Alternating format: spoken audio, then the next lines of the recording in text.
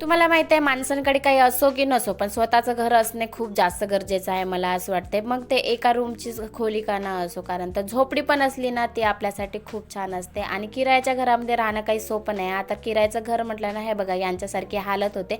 एका वर्षामध्ये यांनी 3दा रूम चेंज केली आहे. खूप जास्त त्रास होतो बरं का. एवढा सारा पसारा घ्या, एवढा सारं सामान घ्या आणि दुसऱ्या जागी सेटल व्हायला जा. प्लस आणि ज्या जागेवर आपण राहतो ना त्या जागेची आपल्याला सवय पण होऊन जाते, त्या जागेवरचे खूप साऱ्या आठवणी पण साठवून जातात. खरं सांगते हे सगळं सोडून दुसऱ्या जागी राहायला जायचं म्हटलं ना खूप जास्त त्रास होतो. तर चला आज ना मस्त अशी रेडी झाली आणि क्लासेसला गेली होती. ऋतूला झोपूनच ठेवलं होतं कारण तर क्लासेस हे खाली होतात. म्हटलं ऋतूची झोप पण होणार आणि माझे क्लासेस पण होऊन जाणार. त्यानंतर ना मस्त आल्यानंतर कच्च्या आंब्याची मजा घेतली होती तिखट मीठ लावून. त्यानंतर मस्त असं कच्च्या आलूचे ना चिप्स बनवून घेतले होते, तेच तळून खायला घेतले. त्यानंतर संध्याकाळचा स्वयंपाक केला, ऋतूला खाऊ घातलं होतं. आता ऋतूला ना मी स्वतःच्या हाताने स्वतः खायला लावते कारण तर शाळेत गेल्यानंतर ना तिला जास्त त्रास होणार नाही म्हणूनच. चला आता